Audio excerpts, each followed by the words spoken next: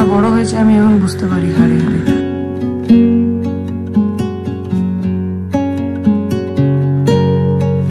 মানুষটাকে সামনে এরকম ভাবে কাঁদতে দেখে খুব কষ্ট হয়েছে। Good morning Sunshine family. সকাল সকাল আজকেও লেগে পড়ছি রান্না। এখন পম্পের শরীরটা একটু খারাপ, সকাল হলে উঠে বললো দেখো একটু করে দাও, তো ওই জন্য আমায় করতে এলেছে ফ্রাইড রাইস, সব থেকে ইজি ব্যাপার। এবার মুশকিলটা হচ্ছে শর্ট ব্রেকে কী দেওয়া হবে। শর্ট ব্রেকে একটা তো ফল দেবো, তার সাথে আর একটা কিছু দিতে হবে, সেটা এখন দেখতে হবে কী দেবো। এই রেডি হয়ে গেল আজকে টিফিন।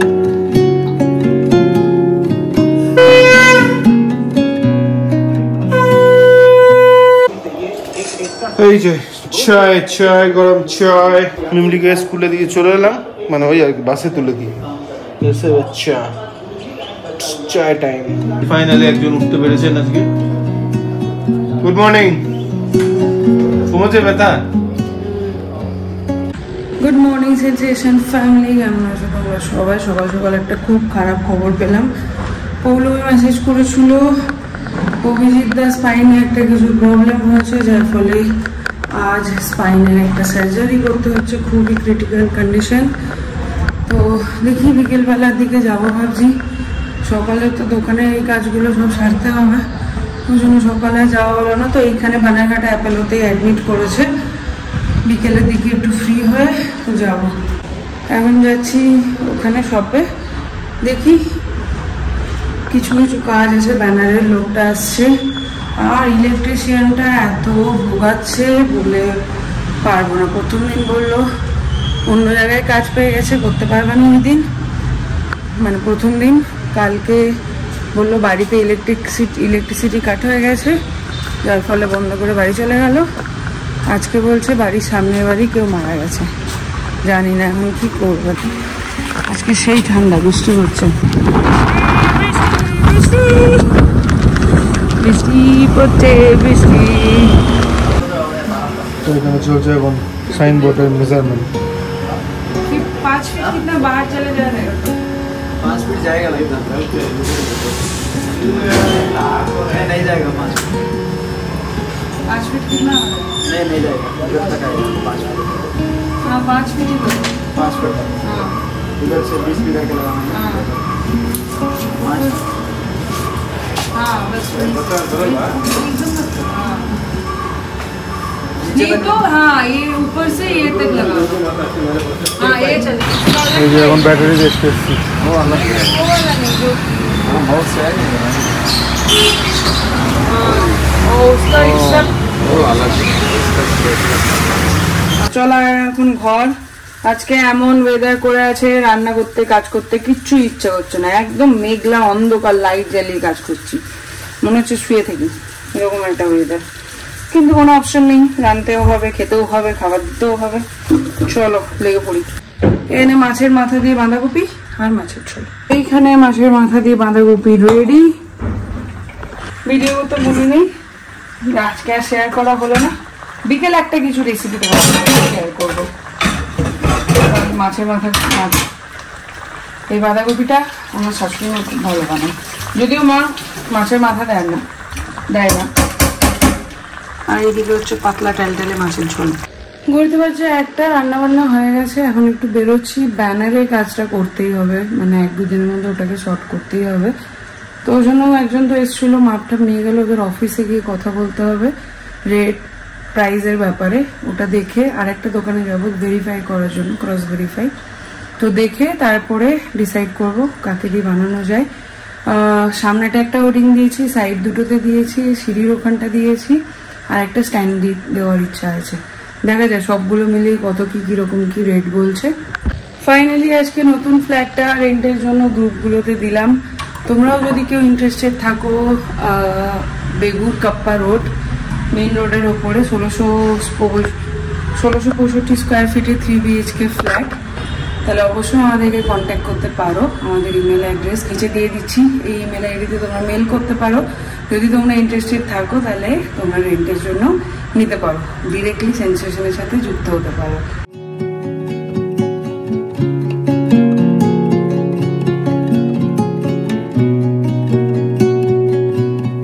এখানে হচ্ছে ব্যানারের দোকান আছে, চললো।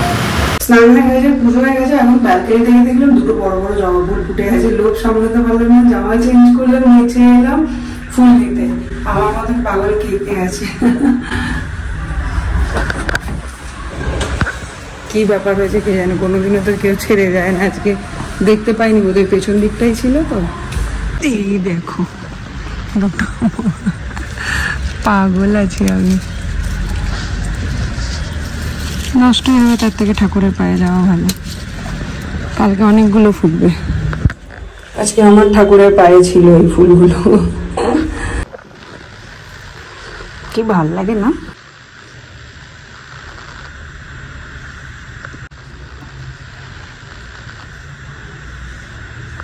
ঘুরতে পারছে 3:45। আজকে খেয়ে উঠতে উঠতে 3:45 হয়ে গেছে।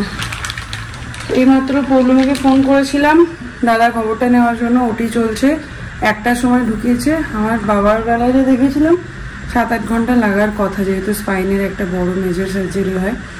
তো সকাল থেকে তো সময় করে উঠতে পারলাম না, অনেকবারই ভাবছি। কিন্তু এইদিকে এই দোকান, অরিন্দমের অফিস সব নিয়ে এমন ঘেটে আছি।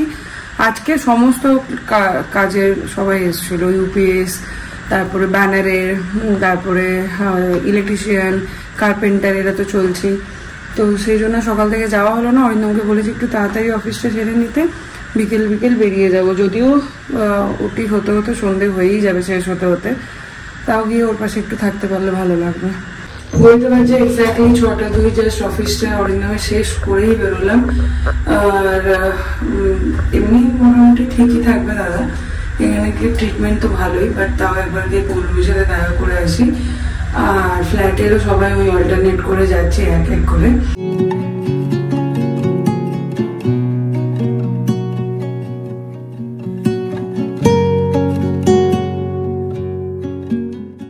এসে গেছি এখনো, বেরিয়ে এসে তারপরে তোমাদেরকে আপডেট দিচ্ছি।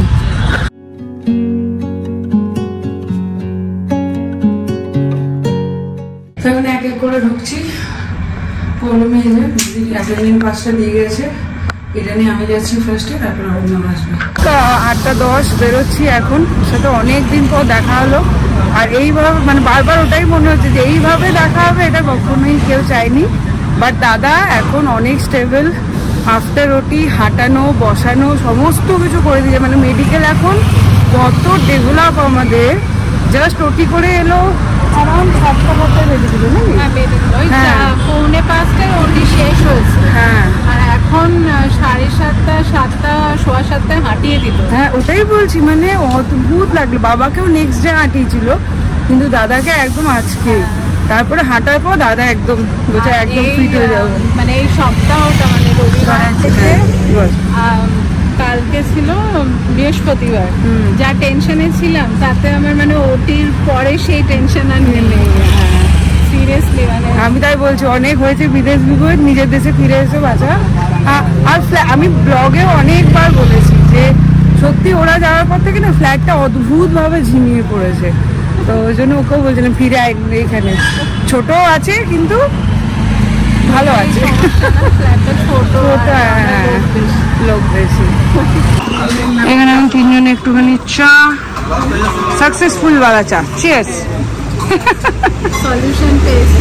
মাথা খারাপ হয়ে গেছিল লাস্ট 3 দিন ধরে, সারা রাত দুজনকে দেখলেই বোঝা যাচ্ছে, চোখে মুখে চেঁচামেচি। আর বুঝতে পারছি না কিসে আমি সলিউশন আনবো। মানুষটাকে সামনে এরকম ভাবে কাতরাতে দেখে খুব কষ্ট হয়েছে। বলতে পারছি 8:30 এখন বেরিয়ে যাচ্ছি। মিমিটা আবার একা আছে, তার মধ্যে গিয়ে ওটাকে আবার পড়তে বসাতে হবে। মানডে থেকে এক্সাম হচ্ছে। চলো এখন নেবো একটু কমলা লেবু।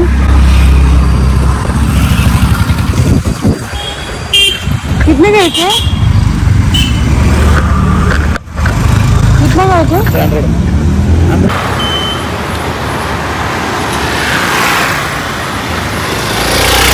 100 টাকা লেবু কেজি, ভাবো অবস্থা।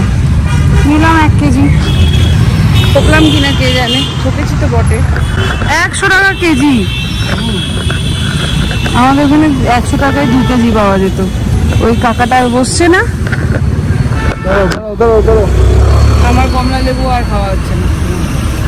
তোমাদের মনে হয় তো সবারই কোয়েশ্চেন হচ্ছে কি হয়েছে অ্যাকচুয়ালি অভিজিৎদার।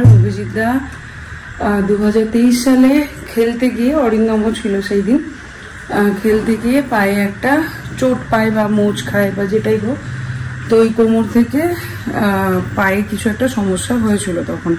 তো সেটা কিছুদিন রেস্ট বা ট্রিটমেন্টের পরে ওটা ঠিক হয়ে যায়। তারপরে 2 বছর চলে।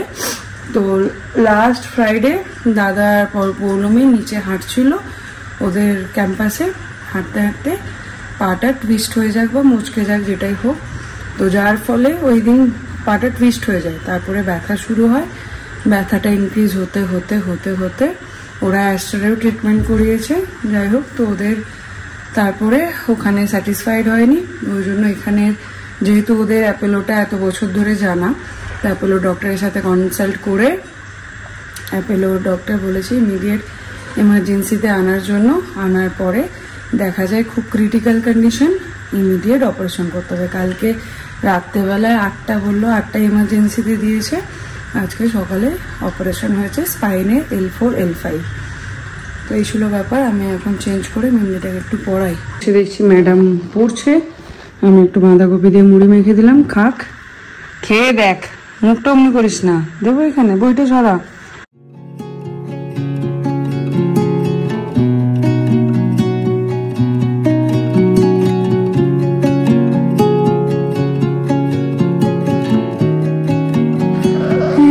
আঁকাটা চলছে। তোমাদের মধ্যে একজন ঠিক গেস করেছিল আগের দিন, এটা কালামকারী ফর্ম।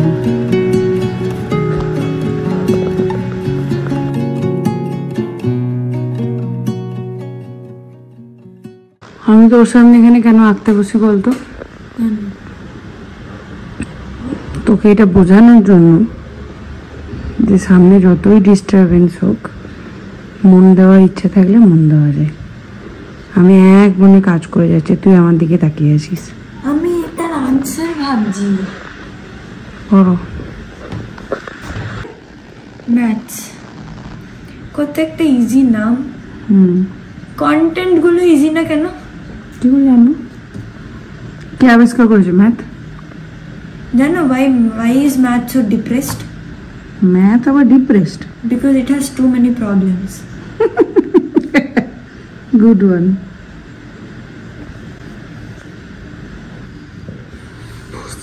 কমপ্লিট হোক।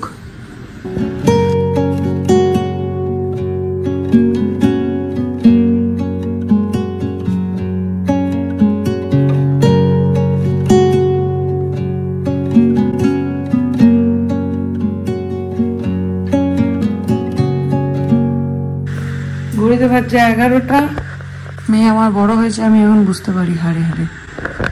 8টা থেকে 8:30 সময় খেয়ে দিয়ে ঘুমিয়ে পড়ার ছানাটা এখন 11টা 11:30, যেদিন যেরকম থাকে। অ্যাকচুয়ালি পরশু দিন থেকে এক্সাম, মানডে থেকে, ওই জন্য ম্যাথ পরশু দিন, তো ওই জন্য ওটা করে নিজেই বলছি এই চ্যাপ্টারটা ফিনিশড করে তারপরে ঘুমোতে যাবো।